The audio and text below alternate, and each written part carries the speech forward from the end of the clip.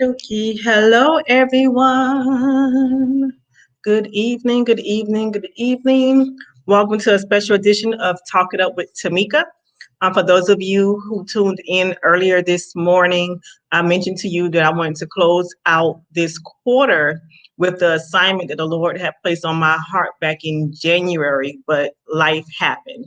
And I did not want to let this quarter end and me not complete the assignment.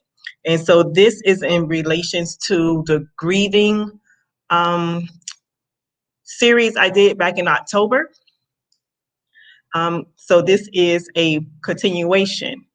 Today I'm dealing with grieving as a caretaker, and that's something that's not spoken about a lot. So I want to address that subject this evening. And like I stated in one of my posts, this is not for everyone. I mentioned back in October, I did a series on grief. And back in December, I did a pop-up discussion discussing the empty chair technique. I was originally given the goal to discuss tonight's topic, like I said, back in January, but life happened. I did not want to end this first quarter without completing the assignment, hence why I am here tonight. Yes. So to give you a quick recap about grief, grief is loss.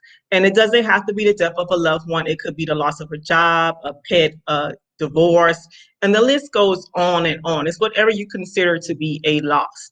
So the process of accepting the unacceptable is what grieving is all about. But what happens when you're the caregiver of a loved one and you're dealing with caring for them and watching them slowly deteriorate right in front of your eyes? In fact, you may grieve the death of a loved one before, during, and after the actual time of their passing. Your life is no longer the same. Your lifestyle quickly shifts and it becomes about them and their needs. And I know some of you may be able to relate to this. So during this process, this journey, you can easily neglect yourself or put yourself on the back burner. Somehow their needs supersede your needs. There are times where you feel like no one cares or understands, or they care too much and it's overwhelming. There doesn't seem to be a balance. So there's a thing, when it comes to chronic illness and loss, whether it is someone living with, let's say, Parkinson's disease, who can no longer button a shirt, or someone who's coupled with diabetes or cancer, who has to follow a special diet, or someone with Alzheimer's disease who can't remember who you are. Caregivers have to adjust to the needs of the care receiver. Caregivers may experience many kinds of losses: loss of independence, loss of control, loss of the future as it had been imagined, loss of financial security, loss of the future as it had been imagined, like I stated earlier, loss of freedom, loss of sleep, and family harmony, the loss of someone to share chores and other tasks with, just taking a simple vacation, or simply the loss of someone talking things over with. Persons with chronic illnesses also, they have to adjust to many of the same losses too. So it's like the caregiver and the care receiver are somewhat grieving at the same time. But also loss of dignity, mobility, a carefully planned future of retirement, a loss of roles that were played, or loss of a sense of worth, all depending on what disability is associated with the illness. Okay. So if you see me like looking up, because I'm also recording for my Instagram page as well. So you see me looking up or looking to the side, I'm working for different platforms, okay, by myself. So bear with me. So moving on, it is easy to ignore these losses and just keep doing the things that need to be done. However, these losses lead to grief.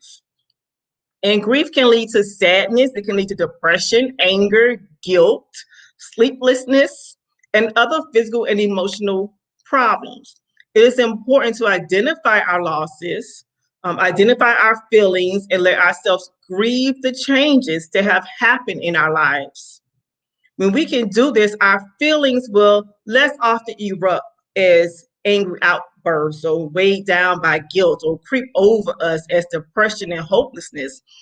They instead can more easily be expressed as a shared loss of something treasured, which family and friends, close to the situation can likely emphasize with, leading to deeper communication and stronger relationship with those going through the loss with you. And it's good to have, people that you can depend and lean on during these times. So you can, try write in a journal. It can help you to name and express your feelings about these losses, because sometimes it's not always easy to verbally speak it. But if you can write it out, that can also bring you comfort. You can combine it with a gratitude journal. Focus on the things that you are thankful for: prayer, meditation, yoga, relaxation, exercises, even going, cycling, attending a support group. And that's something that in our community, especially the Black culture, there's something we don't talk about enough. And that is something, it may come off to be a little taboo. And it's something that we need. We need that support group. We need someone who is trained, who can help us, to assist us with what we're going through, what we're feeling. Yes, we could have Big Mama, we could have, our best friend or whomever, but they're not necessarily trained in that area who can assist us, through the feelings that we're experiencing. So again, someone who's trained is important. Or creating a ritual that can help you let go of the intensity of the feelings so that you can grieve, but also heal. Okay, and that goes back to what I discussed back in December with the empty chair. Basically, it's just like a, how can I put it? What's the word? It escaped me. But anywho, so like for me, I used the empty chair to represent my father who had passed away. And then I had the Christmas tree that also resembled him because it represented him um, before and after his death, because he was big on holidays. He was big on family time. And so the tree represented him before, because that's something that he was into. And it also represented him after the fact, because I did not have a tree once he passed away. I could count on my hand how many times I had a Christmas tree. And it didn't, resonate with me until I actually did it last year. And I had to deal with those feelings. And my father he has been deceased for about 30 years now. Yeah, I think 30, 31 years. But it brought up suppressed feelings that I didn't even know I had. And so you may experience that along the way. There may be triggers. There may be someone who comes around to discuss the person. You may see a picture. You go to someone's house, you may see a picture of that person that you lost, and it bring back, memories. And it's okay. There's nothing wrong with you when that happens. So that's the ambiguous loss. Ambiguous loss is what we express when someone is still there, but also not there. Okay, so this is mainly experienced when someone has a cognitive impairment from dementia, a traumatic brain injury, or a stroke. We also experience ambiguous loss when someone with dementia has moments, when they remember you, it comes off, a little clear, and it's for a short period of time, and then it goes back to, I don't remember. So it's hard not to think that if they can do this every once in a while, they ought to be able to do it all the time. And that's not the case. So when they return to their confused state, we often experience anger, frustration, and disappointment. So now it's that renewed grief. Then there's anticipatory grief. Anticipatory grief. So when caring for someone over time, we may start to grieve that person long before they die. That means we're anticipating that person to pass away because of what they're dealing with and what we're experiencing along the way with them. So we grieve the loss of the person's former self because we're accustomed, to the way this person was before they became ill. This person might have been upbeat, they're very active, and now they're not able to care for themselves. You have to now assist them. So you're experiencing this loss on a daily basis, as well as anticipating the loss of the end of life, knowing that it's coming can be just as painful as the loss associated with a death. So caregivers may experience guilt or shame for wishing it were over or think that their loved one is already gone, particularly when someone has a cognitive impairment, meaning their memory is gone. So it is important to recognize these feelings as normal. Ultimately, anticipatory grief is a way of allowing us to prepare emotionally for the inevitable. Okay, preparing for death of a loved one can allow family members to contemplate and clear unresolved issues. Now, this is not always the case because even knowing that the person will no longer be here, it hurts. It becomes hard.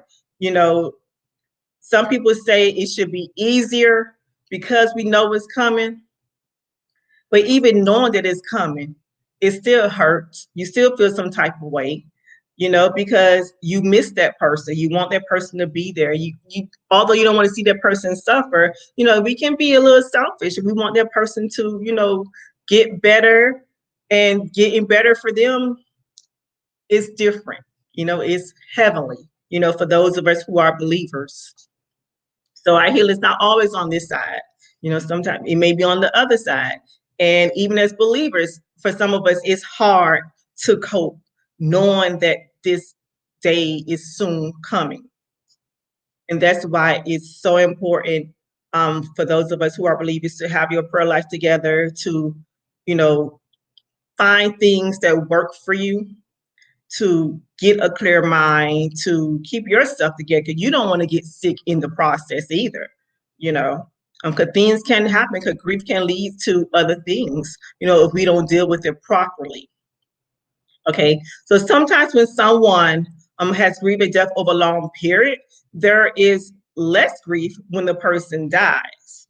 Sometimes there is more pain when a person dies, but for each person, it's different. Each individual grieves differently, and so that's why for me it drives me crazy when someone says, "Oh, it's been 6 months. Oh, it's been a year, 2 years." There's no time limit on grieving. And who are you to rush the process to tell me how long I should be grieving? That's not your job. Okay. So we have to be mindful of that, of what we say to people when they're grieving and how we say it. Okay. So don't, press our beliefs on someone else. That's the main key. Okay. Because everyone grieves differently. So when it comes to grief at death, grief is a natural emotion, a universal experience that makes us human, okay? It's okay for you to grieve.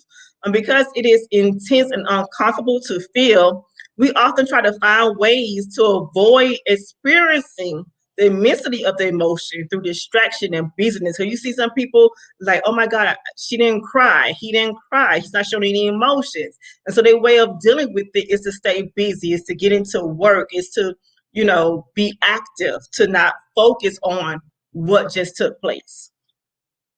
But eventually that person is going to break down. Eventually that person is going to have to face facts and deal with the loss of that loved one, whether they want to or not, because your body can only take so much. Your mind can only take so much. And then it comes to the point where you just break down.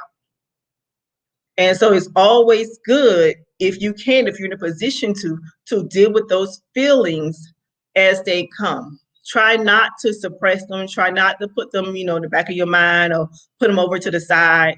Deal with them. So we grieve because we are deprived of a loved one. The sense of loss is profound.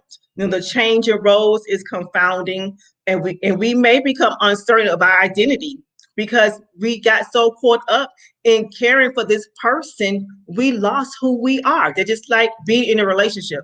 For some of us, we get so caught up in being with this person that we forget who we are. We forget about our likes, our wants, our cares, because we're so focused on this person. And it's the same thing with a caretaker. You're so focused on caring for this person that you lose yourself in the process. So now when they pass away, you have to learn you all over again. You have to learn, what's your likes, what's your wants, what places you like to go to, where do you like to travel.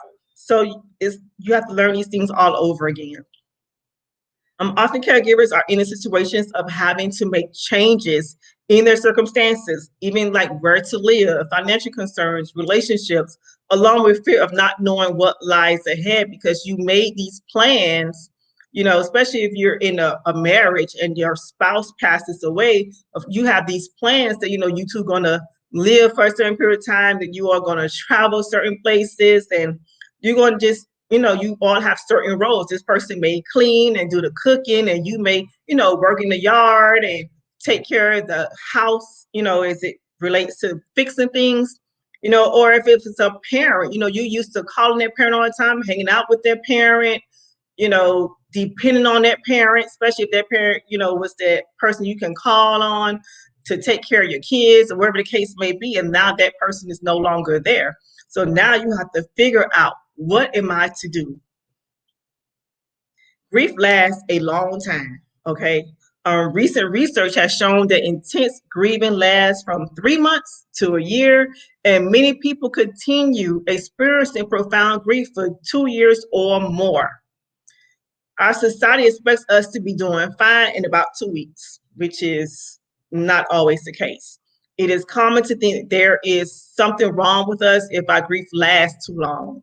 The grieving process depends on our belief system, our religion, life experience, and the type of loss suffered. Many faiths and cultures have rituals for recognizing grief and loss during at least the first year after a death. We also expect other family members to show their grief in the same way we do. Even when we can say that everyone grieves differently, there is no right or wrong way to grieve. Grief is an individual process. Please understand that. Grief is an individual process. Like I stated earlier, and every time I speak on grief, I try to reiterate this. Please do not pass your beliefs on to someone else. Okay, just because you grieve a certain way doesn't mean that person's going to grieve that way. And just because you lost someone who's similar, like if you lost a parent and a father, and I lost a father, don't tell me you know how I feel, because you don't. You don't. You don't even know my relationship with my father. How can you say you understand how I feel just because you lost a father too? So we have to be mindful and careful of what come out of our mouths. And I'm going to talk about that later. So many people find solace in sharing their grief with family and friends. Others find solace by attending grief support groups offered in, different communities. If you are feeling overwhelmed and concerned about your own grieving process over time, please seek professional help. Don't try to do it on your own. So when someone dies suddenly, our first response is often denial, then shock, confusion, and pain. Fatal heart attacks and strokes, car accidents, and suicide can leave family members troubled and searching for answers, because those are things that we don't expect. Those are not things that we're looking, to happen. They just, suddenly happen, and we're not necessarily prepared for them. So in these cases, family members may be left with unresolved issues such as guilt, anger, anxiety, despair, and feelings of emptiness. Sometimes we have to learn to forgive ourselves and our loved one who died. It can take longer to heal from this loss, and it's important to give yourself time to grieve before pushing yourself to move on. And like I said before in my other videos, it's okay not to be okay. It's okay to grieve. The goal is not to stay in it, okay? The goal is not to stay in it. And so the symptoms of grief, and I'm just going to give a few, so I don't want to be in here too much longer. So symptoms of grief affects our whole being, physically, socially, emotionally, and spiritually. Each of us will have different symptoms. If you have had a previous loss, you may experience grief this time in a similar or different way, depending on the situation and your relationship with the deceased and the significant other emotional factors in your life at the time. Okay, so let me move on. Then there's the stages of grief, and I talked about this too in my previous videos back in October. So there is no roadmap for dealing with grief. There are stages that some people go through, but they are not linear progression from stage 1 to 2. okay? And you don't go through the stages. Some people may go through all the stages, some may not go through any stages at all. Some may go in a particular order. And technically, there isn't a particular order. It depends on you, the individual, okay? So there's shock, there's denial, trouble accepting the fact of the death, the diagnosis, the new reality, the numbness, you know. Then there's bargaining, making deals with God. Some of us do that. Think about what could have been or should have been done differently. There could be depression, feeling overwhelmed with the loss and change, sadness, regret, fear, anxiety. Then there's acceptance, adjusting to the new reality, starting to move on, a sense of hope, healing, and integration. Okay? And then the people around us who wants to help. I'm speaking to you right now. We often feel uncomfortable when approaching someone we know who is grieving. It is hard to know what to say or do. So here are some tips, especially for my super saints who like to say, God knows best. God doesn't make any mistakes. You know that person is in a better place. Please don't say that anymore. Please, pretty please put sugar on top. Do not say that anymore. Yes, for those of us who are believers, we know that that person is in a better place. But when a person is grieving and has just lost someone, they do not want to hear that. They do not want to hear that. So please be mindful of that. The best thing to do is to be available and listen without giving any advice. I want to say that again. Be available. Listen without giving any advice. Thank you. Do not offer stories of your own experiences with grief. Allow the grieving person to use expressions of anger or bitterness, including such expressions, because some people may be mad at God. And if they choose to speak that way, let them. Don't you say nothing. Just listen. Just listen and pray. This may be normal behavior. In an attempt to find meaning in what has happened, realize that no one can replace or undo the loss. So to heal, the individual must endure the grief process. Allow him or her to feel the pain. As much as we want to comfort them, as much as we want to take the pain away, we are not in the position to do that. We don't have that kind of power. So all we can do is be available and listen. Yes, Denise, slow to speak, quick to listen. Amen, sister. So you have to be patient. You have to be kind. You have to be understanding without being patronizing. Don't claim to know what the other person is feeling. Don't force the individual to share their feelings if he or she doesn't want to. Physical and emotional touch can bring great comfort to the bereaved. Sometimes just a hug. I know we have to be careful now. We have COVID, but still, a hug can go a long way. Be there later, because when everything is going on, like leading up to the funeral, everybody's coming around. Everyone is calling. Everyone is texting. But as soon as that casket closes and is put in the ground, everybody goes their own way, back in their corners, and that person may not hear from anyone for a while. So all those persons say, hey, if you need anything, I'm here for you. Where are you? Hello, is my phone working? Call, reach out. Even if it's just a text and say, bruh, sis, I'm thinking of you. Do you need anything?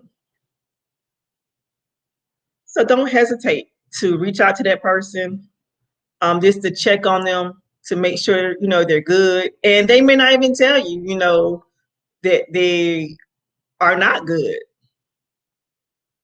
But just the fact that you reached out to them makes a difference. Okay. And then for the caretaker, and I'm going to end with this, taking care of you.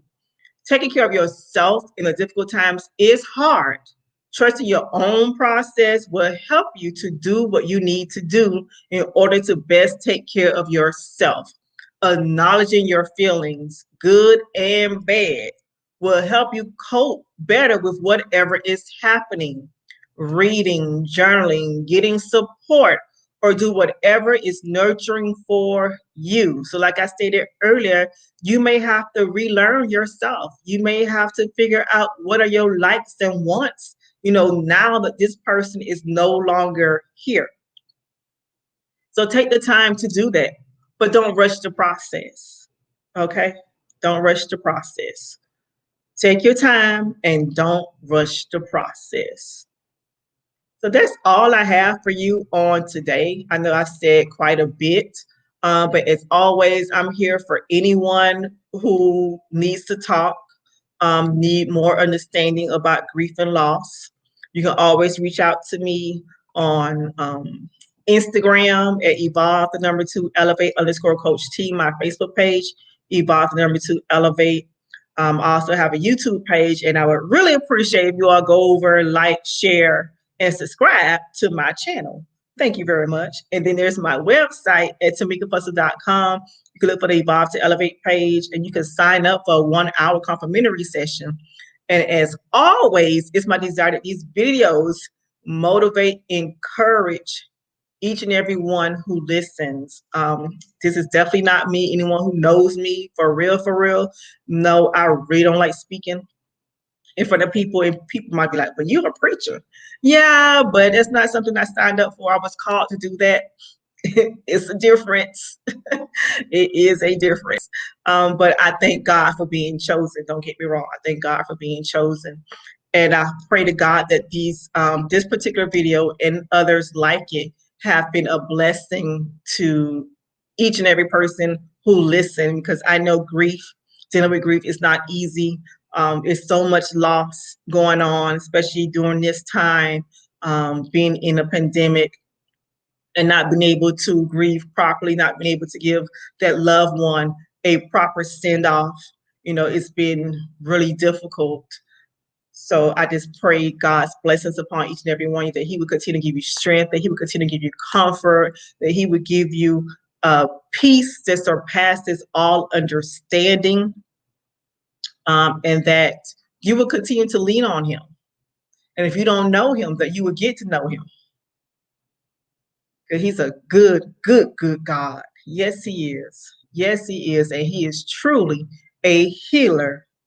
He is truly a healer. God bless you all. I love you. I love you for real. Take care. Be blessed. Peace.